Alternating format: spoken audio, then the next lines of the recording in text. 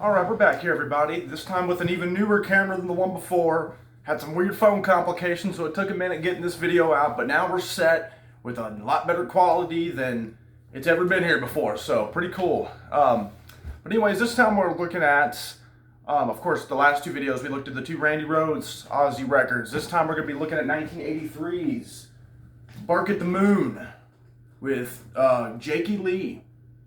And you know, Jakey Lee is an incredible guitar player. He's done work with his band Badlands, which I'm a big fan of.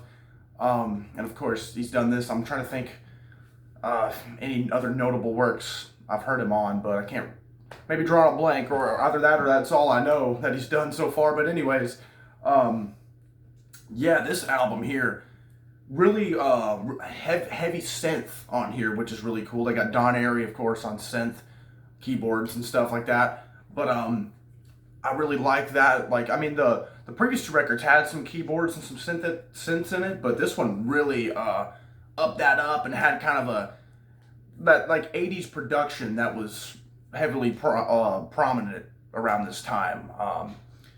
And anyways, we'll go ahead and start with the title track, a classic, Bark at the Moon. Incredible track. Awesome album cover too, by the way. Ozzy dressed up as like a werewolf or whatever in the moon back there. But yeah, Bark at the Moon, amazing riff. I actually heard I forget, someone was telling me about it, how the riff was going to be a little bit different, but it sounded too much like a Dokken riff, so Jakey Lee sped it up, which is pretty cool. And Jakey Lee's guitar tone is really solid.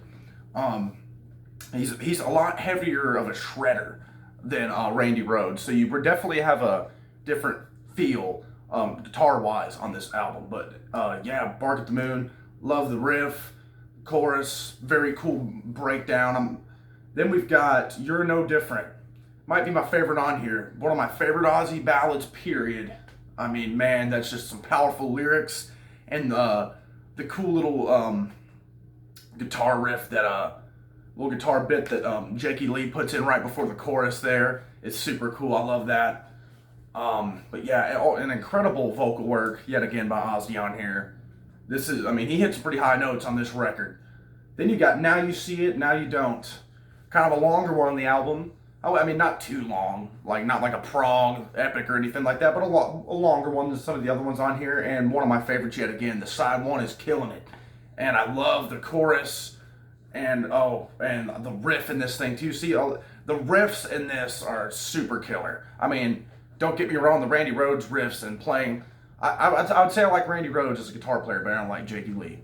But I think some of the riffs on this may top a lot of the riffs on some of the Randy Rhoads albums.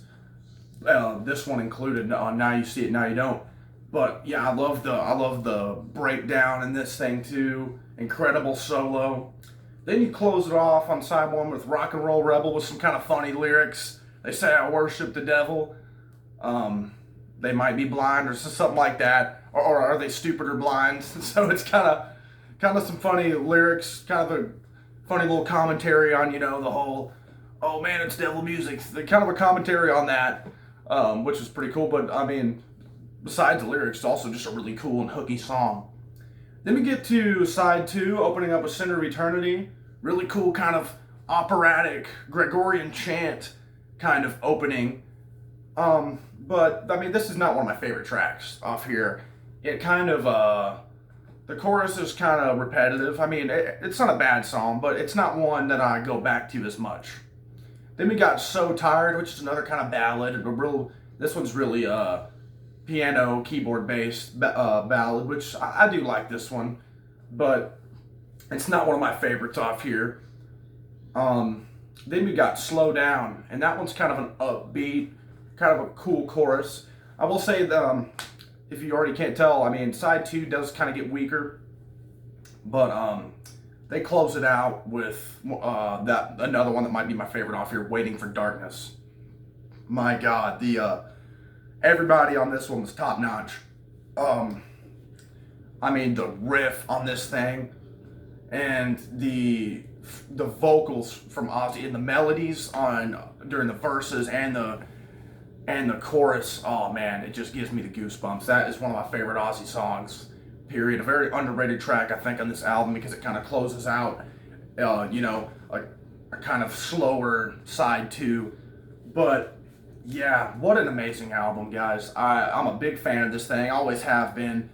I think it kind of gets, I think the Jake E. Lee stuff in general gets pretty overlooked.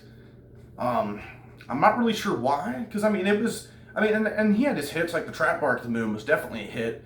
And you know, the album that's really underrated is the one we're going to look at next time, The Ultimate Sin. But this one does, I think, get overlooked a lot too. Maybe because Jake E. wasn't really in the band that long or something. I'm not really sure, but I think both of the Jake E. Lee albums are awesome. And this one, just as you can see, a bunch of classic Ozzy stuff, must-listen Ozzy stuff on this record, with a super cool synthy production, a lot more shred focused. I think that's a key factor. The two albums are a lot more shred focused and have a very 80s production feel, and maybe people just think they didn't age well, but I think they aged just fine, and you got a great album here. But anyways, guys, yeah.